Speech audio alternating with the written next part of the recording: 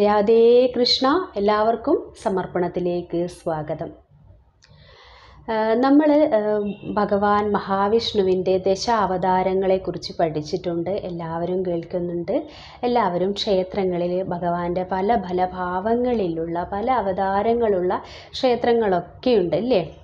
അപ്പം ഭഗവാന് ദശാവതാരം മാത്രമല്ല, ഭഗവാൻ ഈ സമുദ്രത്തിലുള്ള എത്രത്തോളം വെള്ളത്തുള്ളികളുണ്ടോ അത്രയും വെള്ളത്തുള്ളികളുടെ അത്രയും അവതാരങ്ങൾ ഈ ഭൂമിയിൽ എടുത്തിട്ടുണ്ട് എന്നാണ് പറയുന്നത്. ഇപ്പോഴും ഭഗവാൻ അവതാരങ്ങൾ ആടിക്കൊണ്ടേയിരിക്കുന്നുണ്ട്. ഇനിയും ഭഗവാൻ ഈ ഭൂമിയിൽ അവതാരങ്ങൾ എടുക്കാനുണ്ട് എന്നാണ് പറയപ്പെടുന്നത്. അപ്പം നമ്മൾ മഹാദേവനും 5 ആത്മ തേജസ്സുകളുണ്ട് എന്ന് കാലമുഖ ശൈവ സമ്പ്രദായത്തിൽ ബോധിനാഥൻ പഞ്ചവക്ത്ര സങ്കല്പത്തിൽ എഴുതിയിട്ടുണ്ട്. അതെന്തൊക്കെയാണെന്ന് വെച്ച് കഴിഞ്ഞാൽ, ജീവാത്മാവ് സത്യോജാതെന്നും, ജ്ഞാനാത്മാവ് വാമദേവെന്നും, ബോധാത്മാവ് തത്പുരുഷം, തത്വാത്മാവ് അഘോരം, ഭഗവാന്റെ അഘോരഭാവം. അതേപോലെ ആന്തരാത്മാവ് ഈശാനം എന്നുള്ള ഭാവത്തിലാണുള്ളത്. അത് ഏതൊക്കെയാണെന്ന് നോക്കിക്കഴിഞ്ഞാൽ, സത്യോജാതം ശിവനാണെന്നും, വാമദേവൻ പരമേശ്വരനാണെന്നും, തത്പുരുഷൻ രുദ്രൻ, അഘോരം മഹാകാളൻ, ഈശാനൻ മഹേശ്വരൻ എന്നീ ഭാവങ്ങളിലാണുള്ളത്. അപ്പം ഈ ദേവന്മാർക്കൊക്കെ തന്നെ തൻ്റെ അർദ്ധാംഗിനിമാരായിട്ട് ശിവന് പാർവതിയായും, പരമേശ്വരന് ദുർഗയായും, മഹാകാളന് മഹാകാളിയായും, പരമേശ്വരന് മഹേശ്വരിയായും അറിയപ്പെടുന്നുണ്ട്. അപ്പം നമ്മൾ എപ്പോഴും നമ്മൾ കേട്ടുകൊണ്ടിരിക്കുന്ന, അല്ലെങ്കിൽ നമ്മളോട് ഒരുപാട് ആൾക്കാർ ചോദിച്ചുകൊണ്ടിരിക്കുന്ന ഒരു കാര്യം എന്താണെന്ന് വെച്ച് കഴിഞ്ഞാൽ, ഈ മഹാകാളി എന്ന് പറയുന്നതും ഭദ്രകാളി എന്ന് പറയുന്നതും രണ്ടും ഒരാളാണോ എന്ന് ചോദിക്കുന്നുണ്ട് അല്ലേ? അപ്പം മഹാകാളൻ്റെ തന്നെ പകുതി അർദ്ധാംഗിനിയാണ് മഹാകാളി. അപ്പം നമുക്ക് ചിന്തിച്ചാൽ മനസ്സിലാവുന്ന കാര്യം, ഭഗവാന്റെ അർദ്ധാംഗിനി, അതായത് ഭഗവാന്റെ ഭാര്യാപദത്തിലാണ് ആ മഹാകാളി ഇരിക്കുന്നത്. എന്നാൽ ഭദ്രകാളി എന്ന് പറയുന്നത് ഭഗവാന്റെ ജ്ഞാനമാകുന്ന ആ തൃക്കണ്ണിൽ നിന്ന് ഉത്ഭവിച്ചവൾ, അതായത് ഭഗവാന്റെ പുത്രിയായവളാണ് ആ ഭദ്രകാളി. ഭദ്രം പോലെ ജ്വലിക്കുന്നവളാണ് ഭദ്രകാളി. ബ്രഹ്മചാരിണി ഭാവത്തിലുള്ള ആ ഭദ്രകാളി ഭഗവാന്റെ മകളാണ്. അപ്പം നമ്മൾ ശരിക്കും പറയുന്നുണ്ട്, നമ്മുടെ എന്താ പറയുക, നമ്മുടെ ആത്മചൈതന്യം ഓരോരുത്തരുടെയും ഉള്ളിൽ വിളങ്ങുന്ന പിംഗള നാഡി, ഇടതുവശത്ത് നമ്മുടെ ഇടതുവശത്തായിട്ട് ഇടാനാഡിയും, വലതുവശത്തായി പിംഗള നാഡിയും, ആ മധ്യഭാഗത്തായിട്ട് സുഷുമ്നയും. അപ്പം ഇടതുവശത്തുള്ള ഈ ഇടാനാഡി ചന്ദ്രൻ്റെ ശക്തിയും, വലതുവശത്തുള്ള പിംഗളാനാഡി സൂര്യൻ്റെ ശക്തിയും, ആ മധ്യത്തിലുള്ള അഗ്നി എന്ന് പറയുന്നത് മധ്യത്തിലുള്ള സുഷുമ്ന അഗ്നിയായിട്ടുള്ള ശക്തിയാണ് എന്നാണ് പറയുന്നത്. അതായത് ആ കേന്ദ്രനാഡി, ആ കേന്ദ്രനാഡിയാണ് ശക്തി. ആ ശക്തിയിൽ നിന്ന് ശിവനിലേക്കുള്ള ആ യാത്രയാണ്. പടിയാറും കടന്ന് അവിടെ എത്തുമ്പോൾ അവിടെ കാണാം ശിവശംഭുവും അല്ലേ? അപ്പം ആ സഹസ്രാര പത്മം ഏറ്റവും മുകളിലേക്ക് എത്തുന്നത്, ആ ശക്തിയിൽ നിന്ന് ശിവനിലേക്ക് ഓരോ നാഡികളും കടന്ന് ഓരോ ഇതും കടന്ന് നമുക്ക് അവിടെ എത്തുമ്പോൾ എവിടെയാണ് ആ സഹസ്രാര പത്മവും വിരിഞ്ഞ് അതിന് മുകളിലായിട്ട് നമ്മൾക്ക് ആ ശിവനെയാണ് കാണാൻ കഴിയുന്നത്. അപ്പം നമ്മൾ എവിടേക്കാണ്? ആ പരമാത്മ ചൈതന്യത്തിലേക്കാണ് എത്തിച്ചേരുന്നത് എന്നാണ് പറയുന്നത്. അപ്പം ഇതൊക്കെ തന്നെ നമുക്കുള്ള ഒരു സംശയമാണ്, മഹാകാളിയും ഭദ്രകാളിയും ഒന്നാണോ എന്ന്. അല്ല, നമ്മൾ ചിന്തിക്കുമ്പോൾ എന്ന് പറഞ്ഞു കഴിഞ്ഞാൽ എല്ലാ ഭാവങ്ങളും ഒന്ന് തന്നെയാണ് അല്ലേ? ഭഗവാൻ പല രൂപങ്ങളിലും ഭാവങ്ങളിലുമാണ് നമുക്ക് ഓരോന്ന് പഠിപ്പിച്ചു തരുന്നത്. നമ്മൾ അമ്മയെന്ന് വിളിക്കാൻ നമുക്ക് ഏറ്റവും ഈസിയാണ്. നമ്മൾ കൺകണ്ട ദൈവമായിട്ട് നമ്മൾ അമ്മയെ കാണുന്നത്. അതുകൊണ്ട് തന്നെ ആയിരിക്കണം അത്രയും ഈസിയായി നമുക്ക് നമ്മുടെ അമ്മ തന്നെയായിട്ട് നമ്മൾ ആ മഹാദേവിയെ തന്നെ വിളിക്കുമ്പോൾ നമുക്ക് സ്വന്തം പെറ്റമ്മയോട് തോന്നുന്ന എല്ലാ ഭാവത്തോടും കൂടി ആ ദേവീ സങ്കല്പത്തെ വളരെ ഈസിയായി നമുക്ക് എത്തിച്ചേരാൻ വേണ്ടിയായിരിക്കാം നമുക്ക് അമ്മ ഭാവത്തിൽ ഏറ്റവും കൂടുതൽ ആളുകൾ ആ ദേവിയെ ആരാധിക്കുന്നത്. എല്ലാം ഒന്ന് തന്നെയാണ് എന്ന് നമ്മളെ പഠിപ്പിച്ചു തരികയാണ്.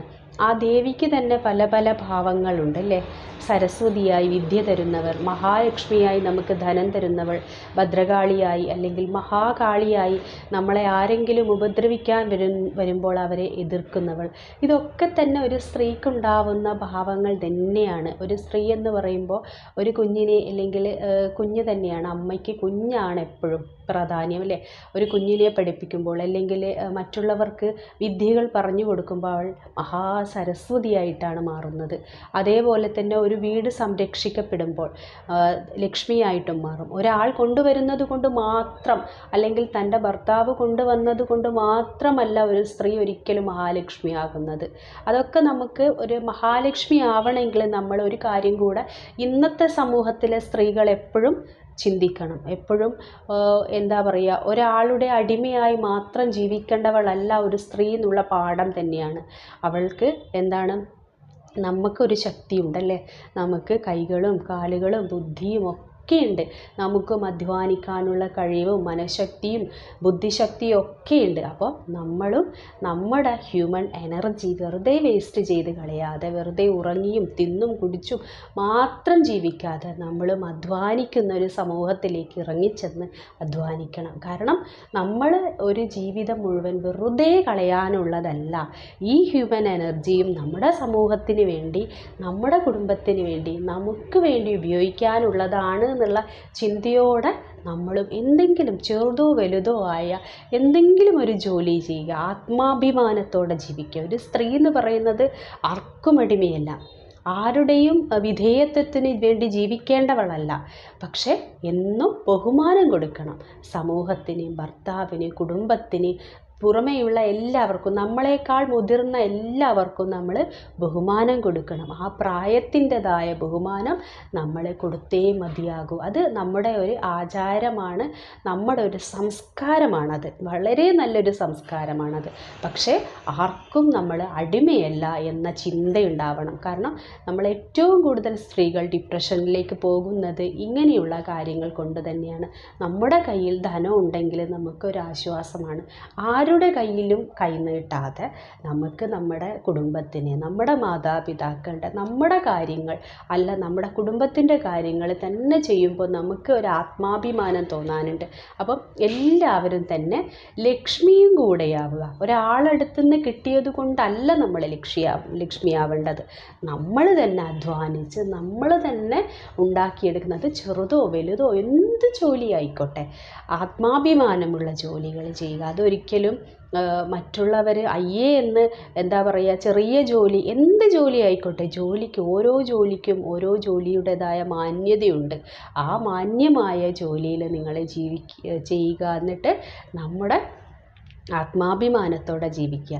അത് മാത്രമല്ല, ഒരു ഭദ്രകാളി ഭാവം അല്ലെ മഹാകാളി ഭാവം എന്ന് പറയും, ദുർഗാഭാവം എന്ന് പറയുന്നത് അതൊരു സ്ത്രീക്കുള്ള ഭാവം തന്നെയാണ്. അതൊരു ചീത്തയായ വികാരമായിട്ട് കാണുകയേ ചെയ്യേണ്ട. നമ്മുടെ മുമ്പിലേക്ക് തെറ്റുകൾ വരുമ്പോൾ നമ്മളത് തെറ്റാണ് എന്ന് മുഖത്ത് നോക്കി പറയാനുള്ള ധൈര്യം ഓരോ സ്ത്രീക്കും ഉണ്ടാവണം.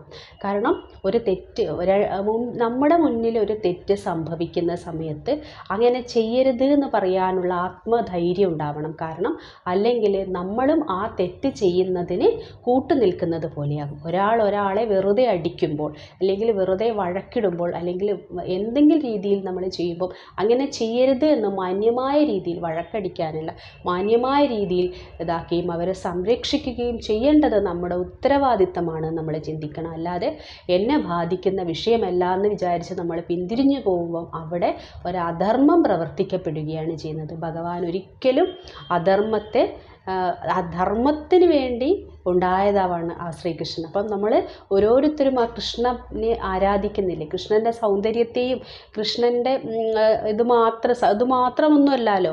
കൃഷ്ണൻ എന്തൊക്കെയാണ് നല്ലതായി ചെയ്തത്, കൃഷ്ണൻ ചെയ്തതൊക്കെ നല്ലതാണ്. അപ്പം ധർമ്മത്തിന് വേണ്ടിയിട്ടാണ് ഭഗവാൻ ഉണ്ടായത്. അപ്പം നമ്മളും നമ്മുടെ മുന്നിലേക്ക് അധർമ്മങ്ങൾ പ്രവർത്തിക്കപ്പെടുമ്പോൾ നമ്മളത് ചെയ്യാൻ പാടില്ല എന്ന് പറയാൻ കൂടെ നമുക്ക് ഒരു ധൈര്യമുണ്ടാവണം.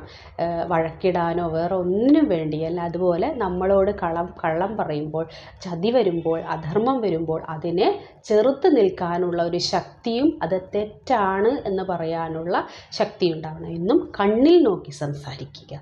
നമ്മുടെ എന്താ പറയുക, തല കുനിച്ച് നിന്നല്ല, ആത്മാഭിമാനത്തോടെ ധൈര്യസമേതം കണ്ണിൽ നോക്കി നേരായ രീതിയിൽ സംസാരിക്കാൻ നമുക്ക് കഴിയണം. ഓരോ സ്ത്രീക്കും കഴിയണം. ഓരോ സ്ത്രീയും കുല സ്ത്രീ തന്നെയായിട്ട് മാറും. അപ്പോൾ നമ്മളെപ്പോഴും ആത്മവിശ്വാസത്തോടെ, ആത്മചൈതന്യത്തോടെ, ആത്മാഭിമാനത്തോടെ ഓരോ സ്ത്രീയും ഉയർത്തെഴുന്നേൽക്കേണ്ട സമയം ആയിരിക്കുന്നു. അപ്പം നമുക്ക് എല്ലാവർക്കും തോളോട് തോൾ ചേർന്ന് നല്ലൊരു സമൂഹത്തെ വാർത്തെടുക്കാൻ, ഓരോ സ്ത്രീയും നല്ലൊരു അമ്മയാവാൻ, നല്ലൊരു സഹോദരിയാവാൻ, നല്ലൊരു മകളാവാൻ ഓരോരുത്തർക്കും കഴിയട്ടെ എന്ന് ആഗ്രഹിക്കുന്നു, പ്രാർത്ഥിക്കുന്നു. സർവം രാധാകൃഷ്ണാർപ്പണമസ്തു. ജയ് ശ്രീ രാധേ രാധേ.